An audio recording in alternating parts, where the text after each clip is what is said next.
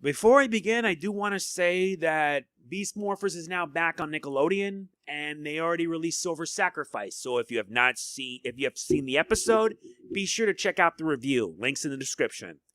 In the meantime, let us move on to the good stuff. I am MegamanNG, and I welcome you to another Power Rangers Beast Morphers episode review. Today we're going to be talking about episode 18.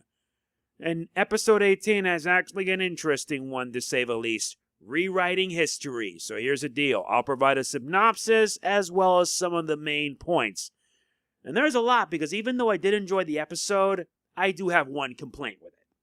Let us get started.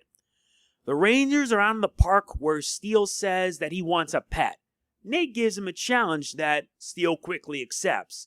Meanwhile, Wargoyle's plan comes to fruition as he wipes away the memories of everyone at Coral Harbor and Battleforce. What follows is them remembering a world where Blaze and Roxy were Power Rangers instead of Devin and Ravi. Or rather, it was Devin and Zoe. Yeah, I messed it up. It's Devin and Zoe. Steel is the only one that is unaffected, so he has no idea that this happened.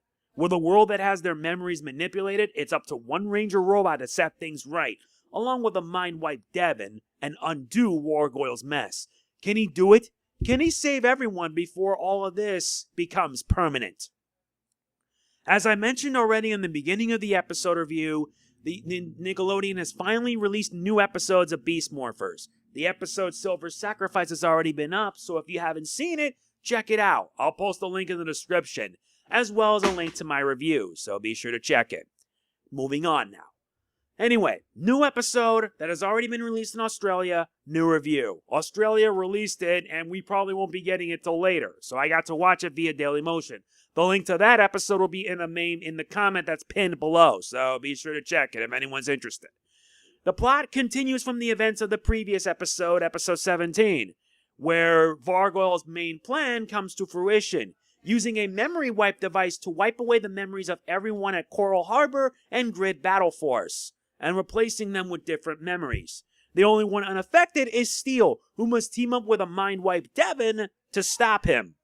If I will give any sort of praise that this episode gets, it's that Steel is the main focus. I'm not kidding. Steel is the main focus of this entire episode, and I'm going to admire the writers for putting focus on Steel and making me appreciate Steel more and more. I'm not kidding. This episode makes me like Steel more and more. If you remember my review of episode 8, Nate was the GOAT. Well, I'm taking it back. Steel is the official GOAT. I don't care. He is the second GOAT. Steel is just so awesome. And it really also shows that the guy is so selfless. I mean, throughout the episode, he wants to have a pet. He wants to have a sense of responsibility. And he wants to prove it. And raising a plant was one challenge. And despite the difficulty, he did well, even when fighting against Vargoyle. Heck, the guy is a master at self-sacrifice. He's pretty much the one that saved everyone, going up the tower and then destroying the device that pretty much wipes their memories, and it cost him. I mean, I felt bad. It made me sad seeing him go down like that. And it hurts because by the time the other Rangers realized they were duped, it was already too late. But Devin was the first one to praise Steel for his selflessness. And I really admire this episode a lot. I really do. Because of Steel's self-sacrifice, his sense of responsibility. I mean, geez, this is just the one positive that I have in a very solid episode. Also, during the whole mind wipe, Roxy decides to do a little something to not only her original self, but also the original Blaze. Why? She implants a virus, and that virus is going to end up doing something really bad about 1 or 2 episodes in. I know that for a fact. I know it. Plus, I also feel the other reason is that she wants to spite Ravi, so that way he can never get Roxy back. It's leading to something big, like I said, and I'm really looking forward to seeing how that turns out. I really do, because this episode has been coming along good. Coming along real well. Ben and Betty, like I mentioned already in almost every episode review I've done, they're still just as funny. But this one is the most hilarious. Because they got their hands on a crack Morph-X teleportation device, which has them ending up in different places. One of them ended up being in outer space. But here's what I find to be the most buggy. Shouldn't their heads explode due to the lack of oxygen being in space? Oh, right, this is Power Rangers. This is Power Rangers where there's a breathable atmosphere in the moon or in different planets where normally it shouldn't happen. And it doesn't even need to make sense. It's Power Rangers. It shouldn't have to make sense.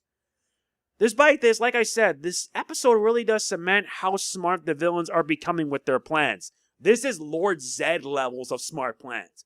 Without a doubt, this is their most heinous yet, for two reasons. One being Vargoyle, because Vargoyle, oh my god, I swear, trying to manipulate things and having it set up for a much bigger plan is just so devious. The other being Blaze and Roxy, being able to get like the teleporter pods so that way it can be part of a much bigger plan for Evox.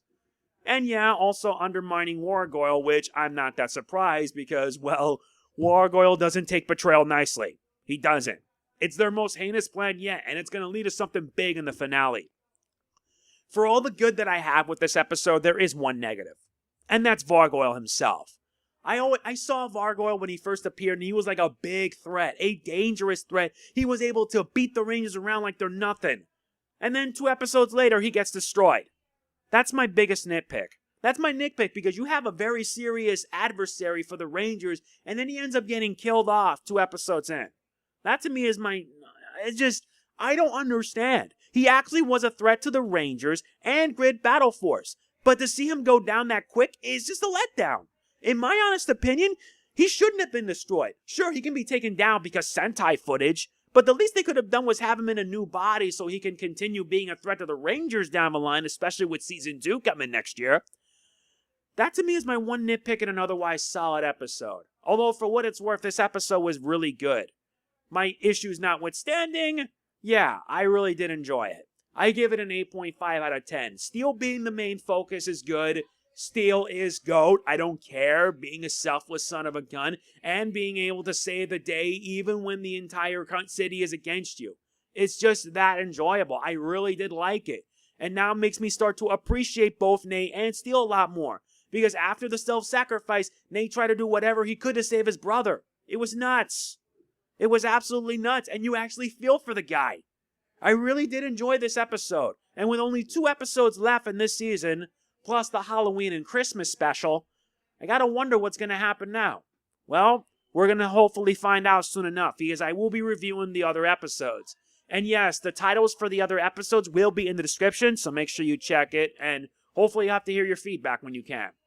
That's gonna be it for this episode review. Hope you guys enjoyed it, and if you did, please be sure to hit the like button. It means a lot to me. Don't forget to like, comment, share, subscribe, and click the bell.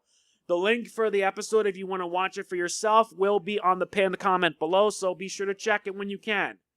And hopefully Nickelodeon will probably air this episode eventually, because Nickelodeon. My faith in Nickelodeon is already dwindled. I don't even have Nickelodeon on Hulu because, well, whatever. It doesn't really matter, because as long as I can get these episodes in, that to me is good enough.